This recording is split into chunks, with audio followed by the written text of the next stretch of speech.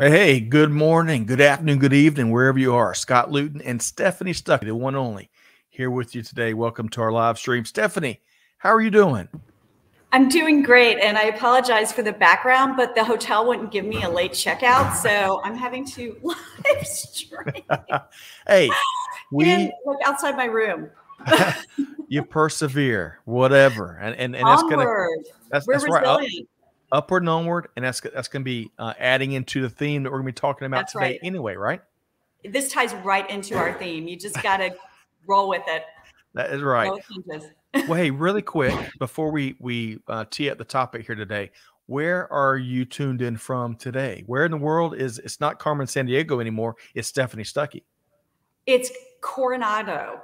So it's outside of San Diego. I am at the most beautiful hotel, and despite not getting the late checkout, I give them very high marks. It's called the Hotel Del Coronado. This is where they filmed Some Like It Hot with Marilyn Monroe. Yeah. And it's so old that the lighting was personally installed by Thomas Edison. Wow. Yeah, he was in residence here installing the lighting. It was one of the first electric structures in the state of California, and is the second largest wood structure in the country. It is the most phenomenal hotel, and I absolutely love it here. Unbelievable. Even if I have to hang out in the breezeway.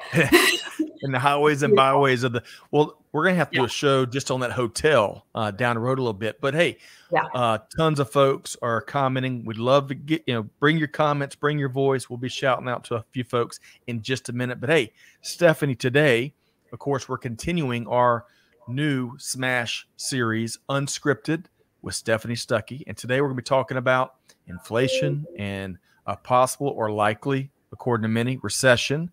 We're going to be picking Stephanie's brain on some things that business leaders can do to help them navigate the tricky path ahead, right?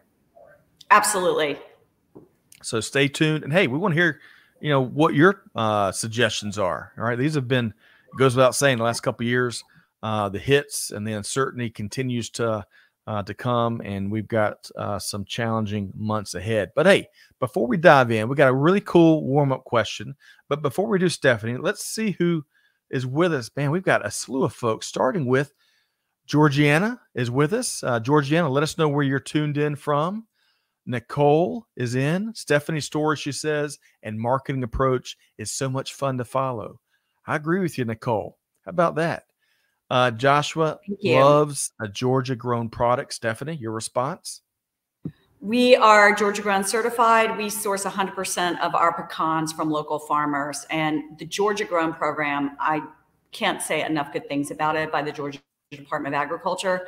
They promote companies that source at least 80% of their product locally.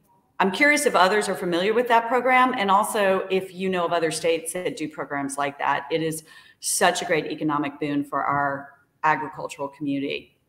That is so well said. And thank you, Joshua, for pointing that out via LinkedIn. Great to have you here. Let us know where you're tuned in from. Stephanie, my father-in-law, Fred Midkiff, is one of the shareholders in a distillery up in the North Georgia mountains. And after we chatted all things supply chain, they were able to resource some of their blueberry mixes to a farm in Georgia and get it locally. So all about Georgia grown, Well, Alma, Georgia. Let me get my city straight. Alma, Georgia is the blueberry capital of Georgia. Okay. Yes. Well, I'm going to have to track Fred down and see if it may be Alma where he's getting some of their supplies from. What's the distillery? I love a good distillery. Amanda, it is actually, you know what? It is Granddaddy Mims. It is right there. Wait, oh my gosh. Yeah. They are awesome, and I need to follow up with them. So fun fact, one of the collaborations that Stuckey's is doing, and I'm a big believer, collaboration for small businesses and entrepreneurs is the gateway to scaling your business. So we are working with this wonderful group that is doing gravel roll cycling events, and they're calling it the Stuckey gravel roll because we do the pecan log roll, and they partnered with Granddaddy Mims. Awesome. And they had their last gravel roll event met at Granddaddy Mims. Really? And I've been there. I was up there. It's beautiful. It is. So I had no idea. It is a small world. business. Yeah. It really is. And Tommy Townsend is the fearless leader of the distillery. And of course, he is a bona fide a country recording artist. In fact, Shooter Jennings has been producing his album. So we'll have to get everybody connected. And we're going to have to do one of these, Stephanie, up at Granddaddy Mim's soon. And talk about the art of the side hustle. Like, I love that, a lot of us have he's a recording artist and he has a distillery. Right. We all need those side hustles. That's right. For recession, right? That's right. It ties right into our topic today. The more side hustles you have, the more you can survive the tough times. That is right. And so let's talk about that. And so welcome to everybody. We're going to work in your comments as often as we can throughout the conversation. But today, as Stephanie just laid out, we're talking about, what business leaders at the core of what we're talking about here today, what business leaders can do to navigate the months ahead. So let's dive in with our fun warm-up question. And folks, we'd love to hear your answer to this question too. It's National Food Truck Day, Stephanie. And so, we got to love all these incredible culinary artists that serve up delectable food, and not just in the States, but really around the world. So Stephanie, what's one of your favorite food trucks of all time? So I have always loved this food truck. When I was in college, I did my year abroad in Aix-en-Provence, France, and there was this food truck that did crepes, and it was called Crepe a Go-Go. And it's just the best name. And the reason, not only were the crepes delicious, but like my business mind is going, I think crepes are such a great opportunity for a business because the margins got to be so great. It costs almost nothing for the batter and the ingredients are minimal. Right. And you can whip them up really quickly. So I'm just giving this fabulous idea out there. If anyone wants to do an American version of Crepe a Go-Go, and I'm sure nobody will come after you for taking that name because this was 35 years ago in Aix-en-Provence. So, the name, I doubt they've trademarked it. So Crepe a Go-Go, or come up with your own name, but a crepe truck. Love it. That's my food truck, but want to hear what others. So we're going to share your favorite food truck. I'll tell you, I'm going to live vicariously through Amanda. And a big thanks to Amanda and Catherine behind the scenes, helping to make the production happen today. Amanda's Soul Trucking Good. That is a great food truck name. And the Bento Bus. So how about that? And Amanda, tell us about the food at both of those places if you can. All right, let's see who else weighed in here. Let's see here. Tony says, I would walk through Eastman, maybe the Eastman Stuckies, and visit the store there way back when. How about that, Stephanie? Thank you. That store sadly is now shuttered. That was Stuckey store #1, but I hope to become profitable enough where we can revive that store. It was a special experience. You remember the Mina bird? Yes. We used to have a talking Mina bird named Corky. Really? Yeah. Oh, and somebody else has commented on. Oh, Amanda has. She's given us some more insight into the food truck, the soul truck.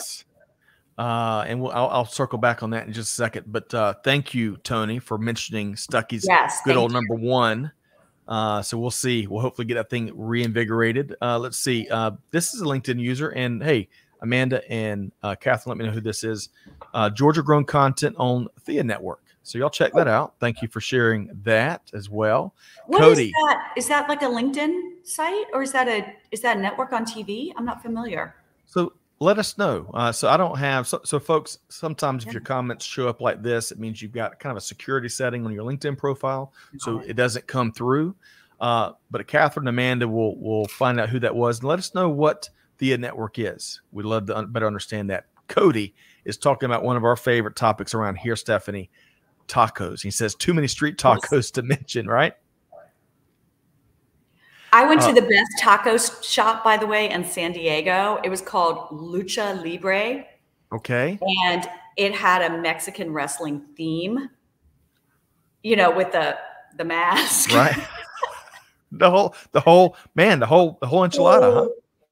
The whole thing. And they had a special booth that was completely laid out in gold with like this giant Lucha Libre poster in the back. I mean, it was really fun, and the food was amazing. I love a good themed restaurant, right? I do too. I'm going a little off track from the truck, but it fits in with the food truck, like a good theme with a good name and a vibe, and then you match it obviously with good food. But that branding and that marketing piece to me is a good part of what really makes it special. Well said, Stephanie. It sounds like everything but the body slam was there. Let me share this here. Right. Mark says that the bento bus is a truck that he visits every Wednesday in Smyrna, Georgia. Small world, Mark. I got to check it out. All right, I'm going to share a couple of the quick comments, and we're going to keep moving. Nicole says Stuckey's was one of the convenience store stops that would work well with chargers. I could easily look through that store and eat pecan rolls long enough to charge a car. How about that, Stephanie? We have charging at 2 locations and soon to be a third with Tesla, partnership with Tesla. And I will say we have tried to get other stores involved. The challenge is that most of the charging infrastructure, they want you to pay for the charging, but Tesla has a great business model where they will install the charging infrastructure. Nice. Without any money charged to the store. So we're in Somerton, South Carolina, and Old Fort, North Carolina has Tesla charging, and soon to be announced a third. Very cool. You know, Stephanie, I cannot keep up with all the comments from your friends across social, but we're going to do our best here. James talks about the best street taco truck in El Rincon, north of Fort Worth, down in Texas. James, it just sounds delicious. Todd says, super happy to see Stuckey's and the Savannah Bananas partner. 2 of Georgia's best. The Savannah Bananas. Oh my, we should see if we can get Jesse Cole. Yes. I'm such a fangirl of Savannah Bananas and Jesse Cole and the experience that they've managed to create.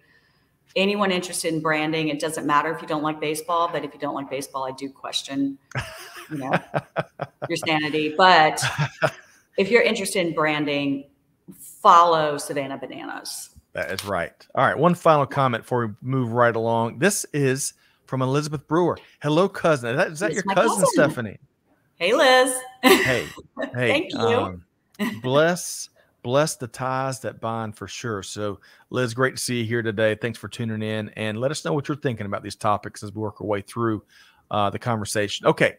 So moving from food to travel, Stephanie, first off, anyone that loves any food, travel, nostalgia, great marketing, a great story, leadership, they got to follow you across social. But speaking of travel, what's your favorite place you visited all week?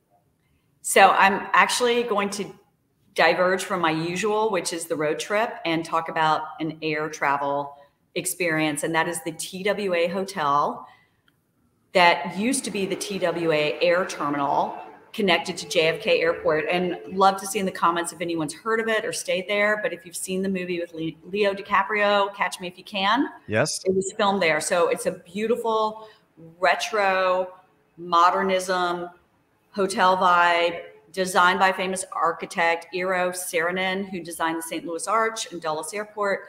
And they were going to completely destroy the terminal when they decommissioned it about a decade ago. And instead they saved it. They turned it into a hotel.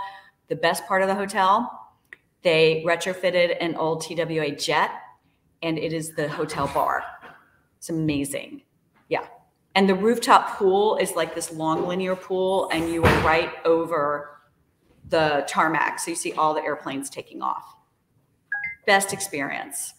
And when I was there, I saw no less than 6 fashion shoots. It's like everyone there is hip, trendy, and beautiful. So get your game on if you're going to stay there.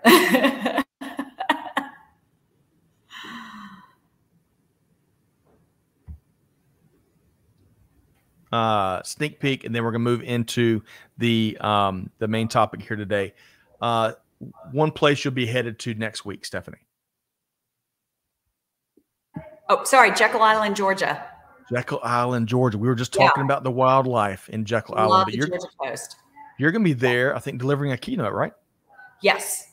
It's an educator group, and I'm kicking off their annual conference.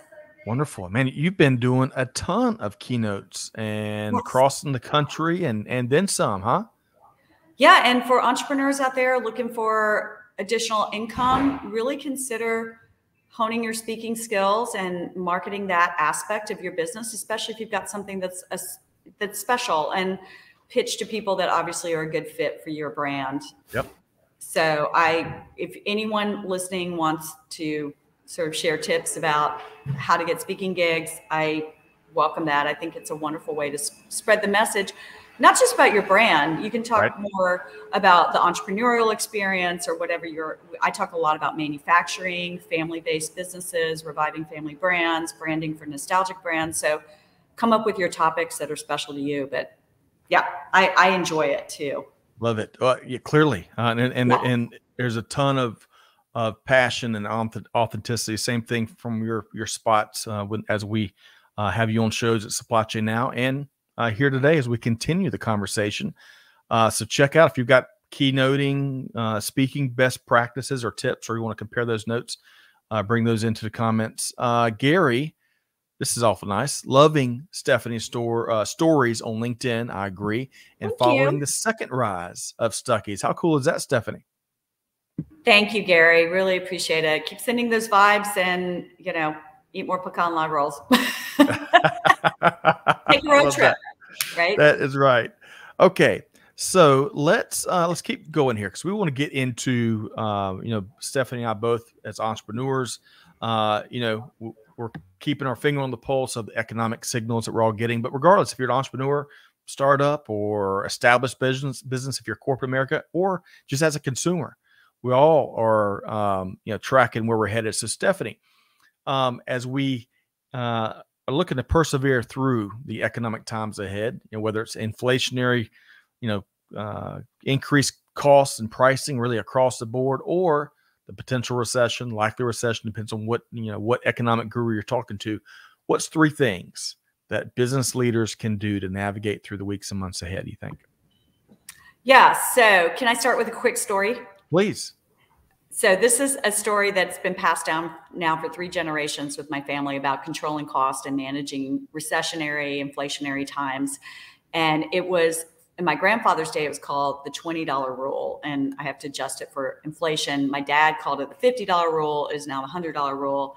But basically it is how gas prices are really a bellwether for how the entire economy is performing, right? And that's what we're experiencing now. And so my grandfather's rule was, if it costs more than $20 to fill up at the pump, then people were not going inside his stores to do anything other than use our bathrooms.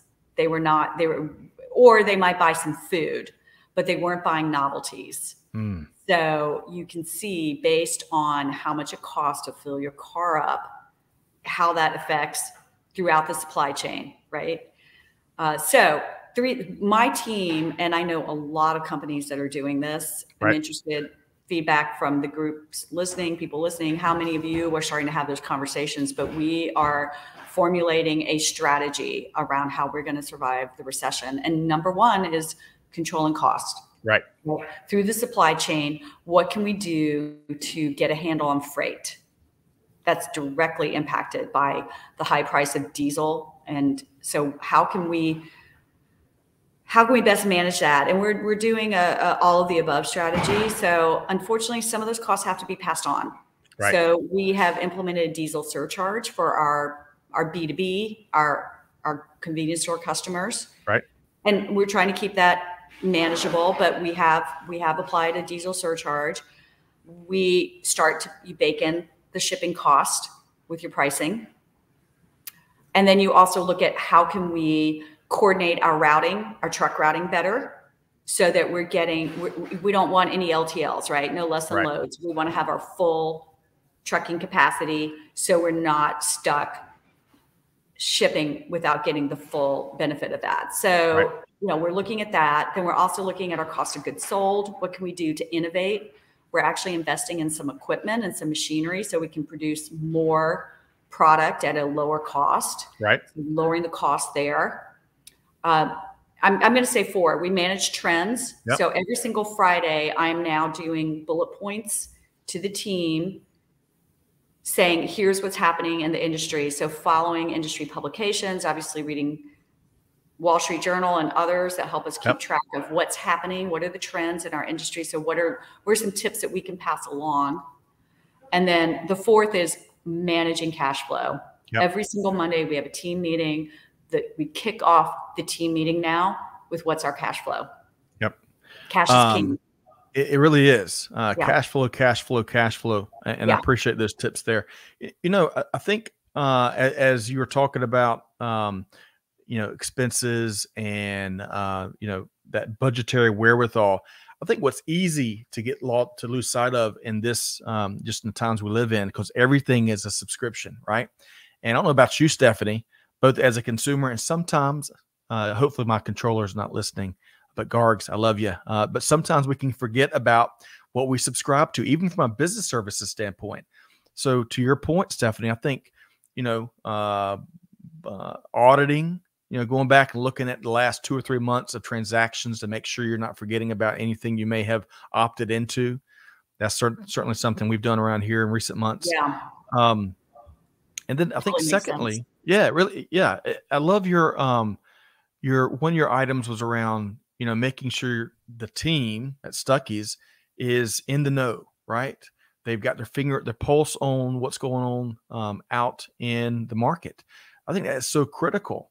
And kind of along those lines, making sure that as we get the business ready for these challenging times now and ahead, making sure the team, the most valuable part of the business, making sure they're ready, right? And that can mean a bunch of different things, but at the core, ensuring you've got healthy communication channels with the team and trying to get out front of anything they may be experiencing, right? Consistent communication. And I'm curating what I circulate to the Stuckey's team about the trends.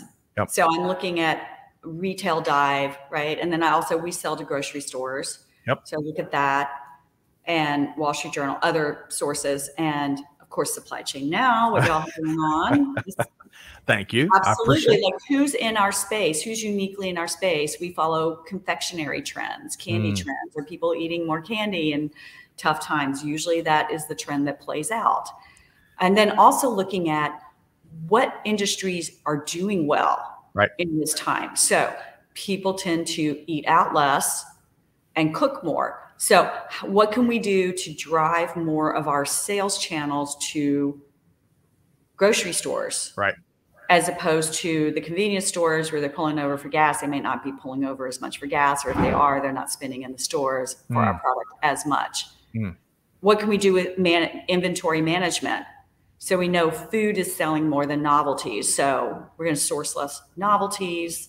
We're going to really keep a tough eye on what our turns are, what the turn rate is in the stores of these products, and how many SKUs we're keeping in inventory of some of the slower moving items, and really try to tighten up that management of the product line, right? You know, what I heard you say there is as well as you already know, you and the team know your customer, you're doubling down to know them inside and out.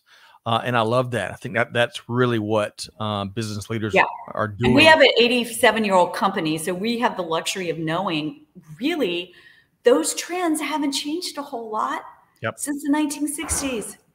And a lot of it makes total psychological sense. Like you don't have to have all these sophisticated analytics to know human behavior. If you are feeling it at the pump, you're not going to go in and buy a bunch of rubber alligators and t-shirts, right? You're not spending money on that kind of, I certainly wouldn't call it a luxury, but non-essentials. That's but right. you are going to buy snacks. That's you might buy some candy. Hey, you gotta, pecan logs is what gets us through tough times, right? It's that comfort food. Yeah. So think about what is it in your business that people are still going to want, even if they are feeling it at the pump. Yeah. So well said. Hey, a couple quick comments here. Joshua, completely agree. So many cut their marketing budget first. Josh, that's a big cardinal sin, isn't it? Don't do that. Yeah. And Amanda, Catherine, let me know who this is. This is a great quote. The CFO of a company I used to work for was fond of saying, earnings are an opinion. Cash is fact. I love that. So true. And I am learning how you can, I wouldn't say maybe manipulate, but there are so many different ways that you can put your categories together in your balance sheet and in your profit and loss statement where it looks like you're profitable. And you may be on paper, but cash is king. That's right. 100%. We want to know what is the cash in the bank that, God forbid, we needed to access it. So that was Jim Talley, by the way. Jim Talley shared that great quote from the CFO of the company he worked for. Hey, Georgiana, I think you're departing here in a minute. Plasmapheresis is done. I'm going to have to disconnect. Enjoyed listening to the podcast. Thank you. And most definitely, Stephanie Stuckey, continue to do the good work. So, hey, Georgiana, sending you good thoughts, good, healthy thoughts, and hopefully you have a wonderful weekend. Thanks for joining. Nicole says, snacks are critical. There's a gas station in Phoenix that has cut their fuel prices lately and made national news, but they're getting a ton of people buying inside their store now. How about that, Stephanie? Oh, if you have the name of that company, share in the comments. I definitely want to look that up.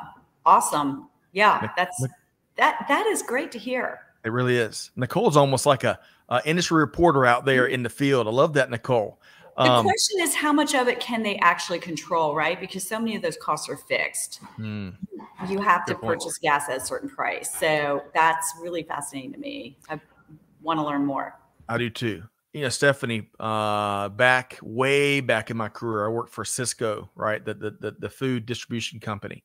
And one of the folks that one of the accounts I helped serve was called the Crab King in Augusta, GA. And I don't remember the guy's name right this minute, but prior to his time in the seafood business, he ran a gas station. And I just told them I didn't get a late checkout. They were like, "What are you doing? What's going on? What's going on? This is live and authentic." Sorry, Crab King. I know that restaurant. Okay. Well, yeah. Jerry is his first name, and he was talking about the ups and downs of owning a gas station in the 70s and 80s, and some of the things they had to overcome. But one of his most famous marketing ploys to get traffic was they turned the car upside down in the corner of the gas station, and they got so many people to stop to see if something was like happening there. A lot of them would pull in, they'd fill up tanks, they'd get snacks, whatever. And it was evidently a home run for Jerry and his partner. So, oh my gosh, that is crazy. Whatever it takes, right? Yeah, I do. I always think the more conventional, like you get a muffler man, if anyone's familiar with that, or the world's largest bulge wine or something, and you're in the front, some fiberglass thing. But wow, turning a car upside down, that's a whole new level. Amazing. It is very, very entrepreneurial and disruptive. Whatever brings the traffic. Hey, really quick, you mentioned the Wall Street Journal earlier. I definitely want to mention, I think, a great daily publication that comes out of the Wall Street Journal that I think is free to sign up for is their logistics report. And Paul Page and the team, it hits my email every day at 7 a.m. and it gives a great kind of just a market intel report, variety of industries. So y'all check that out. Also, and Amanda and Catherine, not sure if you can be Johnny on the spot really quick, but our friend Kathy Morrow Robertson, who's also a big fan of Stuckey's, puts out Freight Forward, which I think is a weekly collection of news and analysis. So we'll see if we can't put the latest edition of that. Okay. So the comments keep coming in. Goodness gracious. How about do you think folks can share if they've got, like the industry report, if they've got a certain go-to weekly sources of news and stuff? Yes. that could help us monitor these trends, and preferably ones that don't require subscriptions. Right. That's right. Love the free stuff. And Nicole asked, and you shall receive. Nicole mentions CK Food Mart. That's the gas station on the corner of 20th Street and Osborne Road in Phoenix, who slashed the gas prices and brought more snack traffic in. So thank you for that, Nicole. Here's a question. Are you up for questions, Stephanie? Bring them on. Okay, we're gonna bring on. This is Unscripted with the one and only Stephanie Stuckey. So great to have everybody with us. So this LinkedIn user, and Amanda and Catherine, if you can fill me in on who this is, so we can refer to them by name. You mentioned earlier about having the advantage of 87 years of history for better decision making. What about those of us that are new entrepreneurs? Any advice you'd have for new or relatively new companies that don't have that historical data? Stephanie?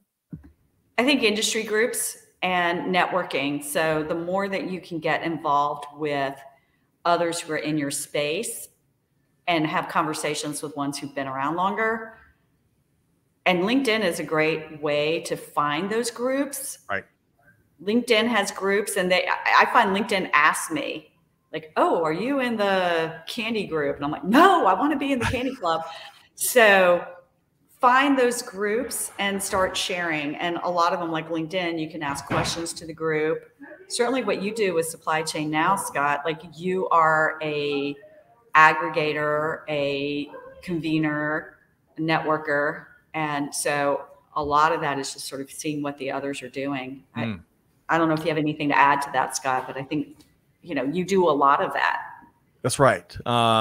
Information dissemination is a big part of what we like to do here. We create a lot of content, but we also feature a lot of folks that are not only are they movers and shakers like Stephanie, but they're also great analysts, and they offer great ability to take the news, decipher it, right? Because you almost got to put a lot of the news through filters these days to get to the real significance of what the takeaway should be. I think knowledge, network, where you're spending that time, whether it's in the mornings, if it's in your routine, so that, before you even take an action, make a decision, you're looking at, you've got almost daily context. And in the information age, and the data age, the e-commerce age, whatever you want to call 2022, daily context, hourly context is so critical.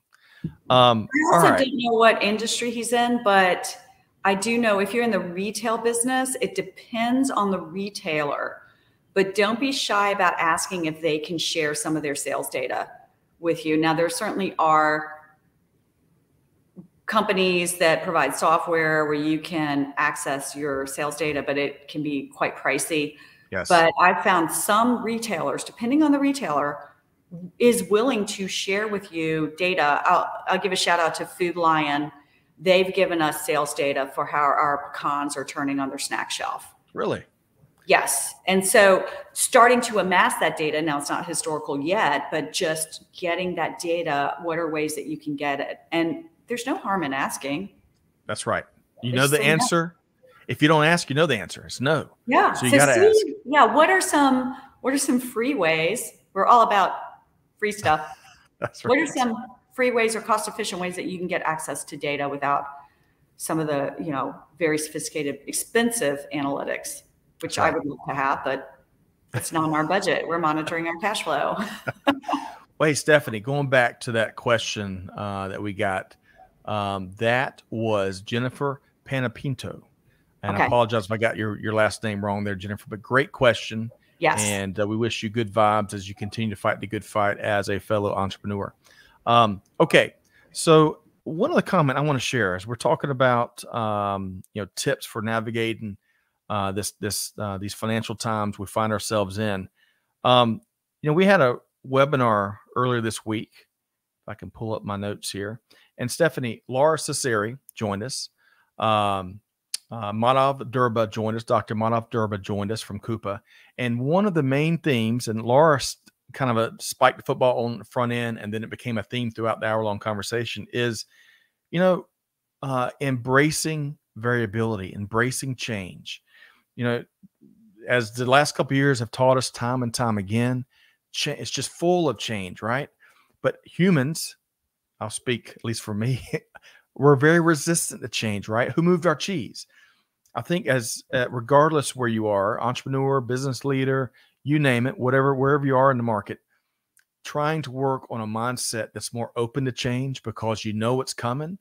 I think that will really help individuals and their teams and their businesses be in a better position to proactively deal with it, but also inevitably, as much as I'd love to pretend everything we do is proactive out in front of the market, unfortunately, we all get surprised.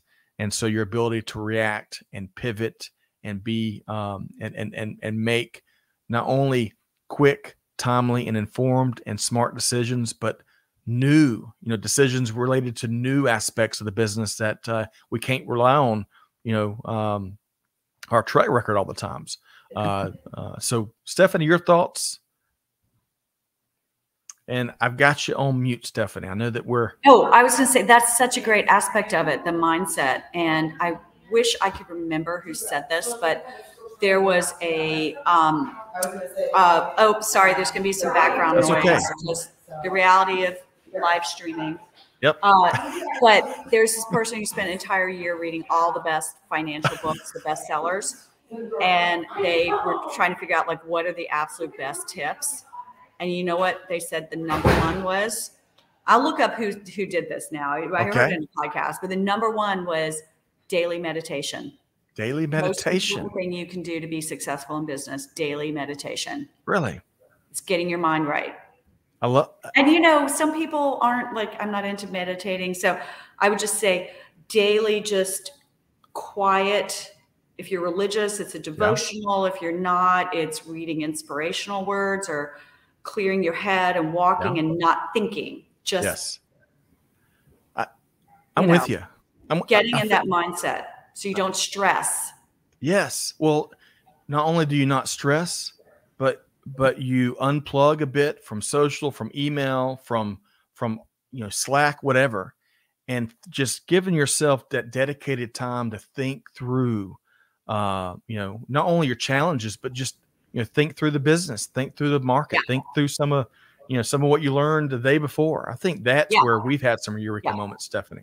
To process. I also just try not to think at all, just kind of like totally clear, just so you're not. It helps clear your mind.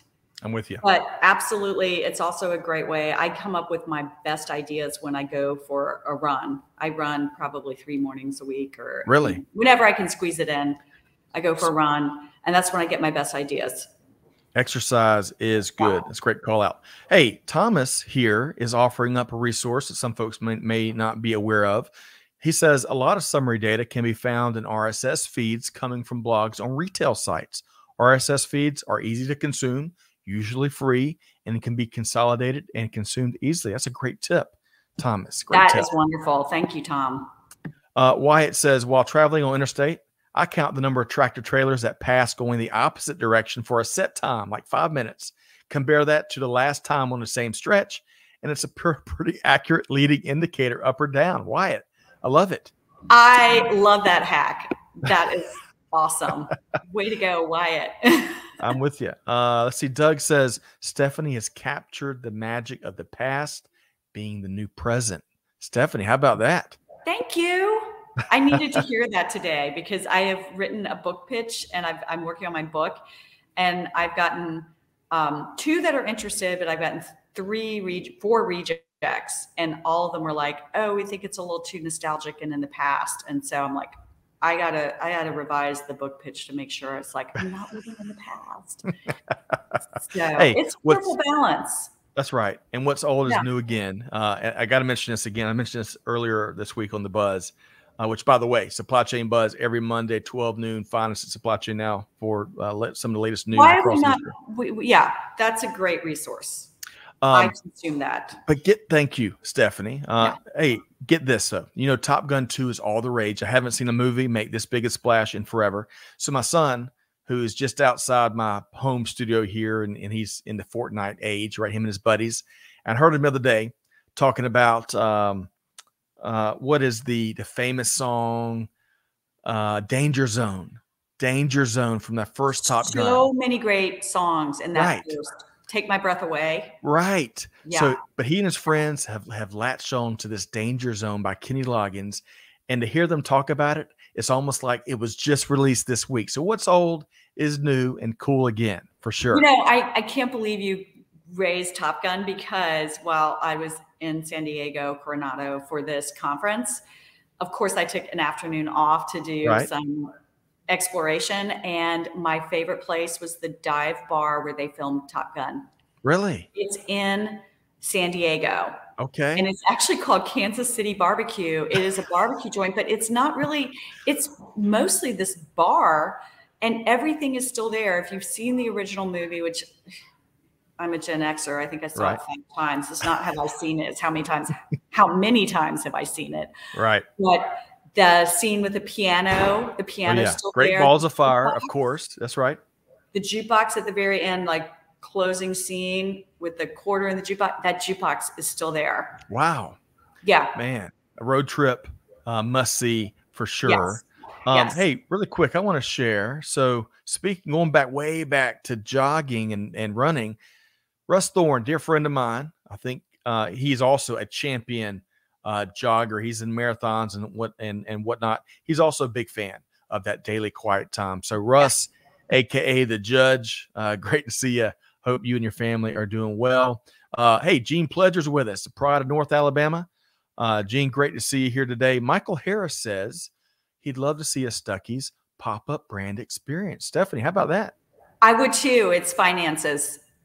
We're going to need more resources to do that. And we're going to just need to be a little bit more profitable, but definitely I love the idea. That's more affordable if you don't have the capacity or the finances to put together a brick and mortar retail. And that gets back to food truck. Food truck is akin to a pop-up experience. Right. I also would love to be at festivals and these 2 to 3 day events where you can have a booth. Right. But all that costs money and you need people to staff it. But absolutely. Soon. It's on the list. list. The strategic plan. It's in the plan. In the plan. I love it. It's in there. I can't remember who's tagged now. I think that might have been Ragu or Prego. It's in there. Frank offers a great tip. Hey, self-publish that book. There's plenty of ways to do it. I am looking at that, and it's fascinating, the book industry. We could do a whole show on that. The money is really in self-publishing, but I just do not have the time or capacity or patience to deal with that. And I think it also depends on what your goals are. My goal is not to necessarily make money off the book. Right. Although my agent would say, no, it's to make money off the book. I do want to make money, but it's to promote the message and the brand and get the Stuckey story out there shamelessly, to promote sales of our product and to get more speaking gigs, and speaking gigs can be connected with selling the book. So for my goals, which is more focused on branding, I'm okay with getting a publisher, because publishers can bring the resources to get you in more bookstores and structure. But it depends on the publisher. I've heard horror stories about publishers who don't really promote the book. So speaking that's a of whole books, other topic that's fascinating. I do have 2 publishers that I like that are interested. So we'll see. We'll see what happens. Fingers crossed. I may end up self-publishing. I don't rule out options, right? That's right. Future episode will be on Stephanie Stuckey's book. By the way, you might need Michael Young to offer up the prefacing. He says, he is a huge Stephanie Stuckey supporter. She's what American business needs: smart, brave, engaging, and patriotic. Happy to join this discussion as a marketer and a first-generation American. Hey, Michael, welcome. How awesome is that, Stephanie? Yeah.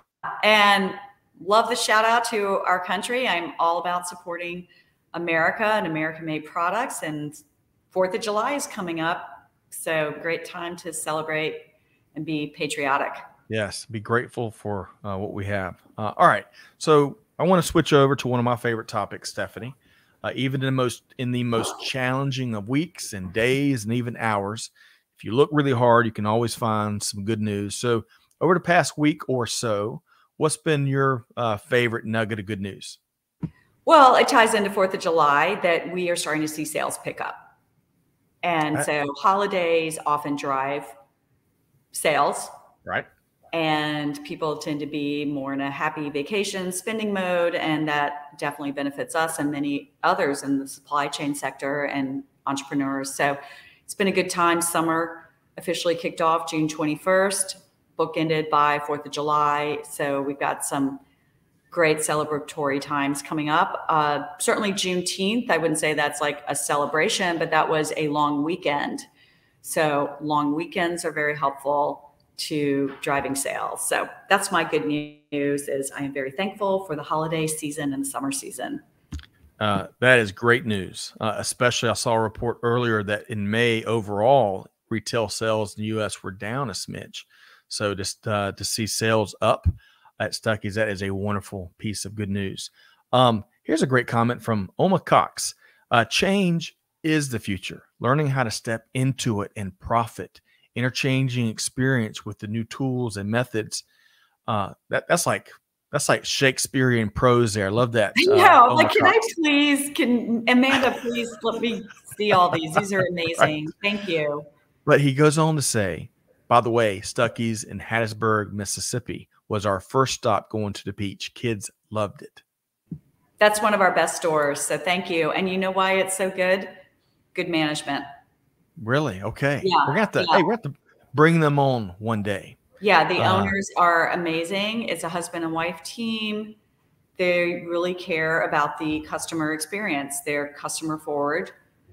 And shout out to Jesse Cole again. Maybe this will help get him on our show. He has 2 books. The first was Find Your Yellow Tux, and the second one is all about the customer experience. I think it's called Be Customer Centric or something like that, but focus on the customer. That's why it's a great store. Love that. All right. So I've got another question for you, Stephanie. And again, you can always 86 in the restaurant industry or veto these questions. But I think we've talked about this before, so I think you'll be okay with this. Have you entertained the idea of letting people invest in Stuckey's? We have a lot, and we're hitting the pause button on that. I wouldn't say the no button, but definitely the pause button. Here's the challenge with Stuckey's. I'm going to be fully transparent with our finances, is that we are too small for most private equity. And they will ask us, what can you do with 10 million? How would you spend 10 million? How would you grow the company? We really just need about 2 million. And the challenge is, for 10 million, given where our finances are right now, they would own the company. Right. So we're really not at a space where once you dig down deeper, where we're attractive for private equity. Yep. And also private equity and I don't want to totally generalize, but they tend to have motives that are financially based. Totally respect that. Yep. But we're brand building. I'm looking for a 10, 20, 30-year investment plan to grow this company. Yep. Or maybe not investment, but finance plan, pulling together the capital needed to grow this company. And so we have been very fortunate that we have been able to get financing the old-fashioned way, which is debt financing. Right. We have great small community bank partners. I'm a huge fan of small community banks. They really give you that personal connection. Our bank is Planners First Community Bank in Hawkinsville, Georgia, and they've been just terrific partners for us. They give us a line of credit. They processed our SBA loan, but you have to service that debt. So that's the other thing. Our balance sheets aren't as attractive because we do have debt. We're carrying debt. Right. We haven't missed a single payment. We are showing that we have strong revenue to meet the debt, but again, not as strong an opportunity. Having said that, I will look at, and it's just on my list, do we want to do some sort of crowdfunding? So Seed Invest and some of those other platforms we have considered. It's a huge investment of time to generate that financing. So to be continued, and this truly is Unscripted with Stephanie Stuckey. You're getting the frank answers to your questions here. I want to pull this up here. Aline, I think if I got that wrong, let me know. But I agree with you. Juneteenth is always right after I said that, I was like, I shouldn't have said that. It is a celebration. So I was just thinking, thank you, because I was like, I don't want to interrupt the flow, but 100%. I just thought also, it's associated with slavery as well. And so there's a somber aspect to that occasion, but 100% it's a celebration. But I agree. I was just down. So Stephanie, I was just down in Galveston with my dear friend, Kevin L. Jackson, where he has been leading a group that purchased the 1861 U.S. Custom House in Galveston, which is the birthplace of Juneteenth. And they are building a modern age, forward-looking museum and a very practical conference center.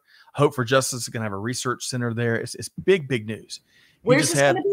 In Galveston, right? Galveston. I did not know that was the birthplace of Juneteenth. That's right. General Order number 3. Galveston was one of the last places in the country that General Order Number 3 and the freeing the slaves, where the news reached everyone it should. And so there at 1861 Custom House, I've been it. It is remarkable what Kevin and the team are doing. So y'all check that out. Add Galveston to your list of places to go to. I gotta go. But great call out. And Stephanie, who knows? Maybe we'll take whole team, and go down to get together to visit Kevin and the Custom House there. Okay. So thank y'all for all of the comments here today. We tried to take as many as we could. Great questions, by the way. This Unscripted series is largely kind of in prototype or experiential phase. Stephanie's, of course, a home run collaborator, going back to one of her first points she made. We're also big fans of I don't like to call it a comeback journey, because you already come back. Now you're just building and building. To quote LL Cool J, right? Don't call it a comeback. I'm already there. That's right. Oh, no, wait. I'm sorry. I got to get it right before somebody starts correcting me. Don't call it a comeback. I've been here for years. Yes. I love that one too. At Jack, I would invest in Stuckey's as a crowdfunding platform. Some quick market response there. Gene says your marketing, authenticity, and grassroots vision, I believe, will overcome and is what sets Stuckey's apart. Outstanding. A lot of other comments here. All right. So let's do this. First off, how can folks connect with you, Stephanie? And then we're going to share a little bit about how they can connect with Supply Chain Now before you sign us off. Okay. I'm going to just put my email address in the thing. You can message me via LinkedIn, but I get a lot of spam in my LinkedIn inbox. If anyone has some pointers on how to manage that, I have asked one of our staffers at Stuckey's to help me start managing that inbox, because it's been a lot for me. But my email is a little better. I would just say, try not to send me questions and requests, right? But need some time to get back. Product sometimes is cumbersome if it's not in our space, but happy to read what everyone says. But sometimes people, I just think they indiscriminately, they just go into LinkedIn and they just like spam you, and it's overwhelming. So the email I tend to circulate with groups like this that I have a high degree of confidence are going to reach out in a way that is appropriate, right? Agreed. Yeah, of course, so that's the best way to reach me, my email. So Amanda dropped her email there. And of course, if you're watching this right now, then that means you're connected to or following Stephanie across at least 3 of her social channels. She's, as pointed out by many people earlier today, outstanding person to follow, and love the stories and just the frankness with which Stephanie shares. Ted is offering up a great piece of advice as we close here. After exercise, you should eat pecans, especially after running. Thank you, Ted. Ted is total shout out to Ted. He is on our board and he is a marketer extraordinaire. Ted, if you ever want to be on the show, you are invited. He wrote a fabulous book, and Ted was the one who's told me all about publishing, because he went through a major national publishing house, but also knows a lot about self-publishing. But he wrote a book called Fizz Marketing, and his firm is called Fizz Marketing. It's all about word of mouth. Okay. I love it. That's really the best form of marketing, right? That's where you get the long-term customers that aren't going to be fickle, but people who like your brand so much that they're going to refer it to their friends, families, associates. That's the good stuff. That's the marketing you want. I agree. And but anytime I hear the word fizz, I go to Cokes. I go to Cheerwine. When our upcoming family vacation, I'll make sure the kids are able to crack at least one bottle of Cheerwine. If you don't know what that is, it's a great cherry flavored drink from North Carolina. Salisbury, North Carolina. That is right, Stephanie. Well, we're gonna have to have. I love Cheerwine. We're gonna have to have a Coke or soda pop oriented episode soon. Okay, folks, make sure you connect and follow Stephanie. Follow the Stuckey's journey. I'll tell you, what you've seen in the last hour is exactly what you get time and time again. And you got to track the progress. Make sure you visit a store and so you can see the stories in person. If you love all things global business, all things supply chain, logistics, digital transformation, you name it, you can learn more about Supply Chain Now We're proud to be collaborators with Stephanie and her team.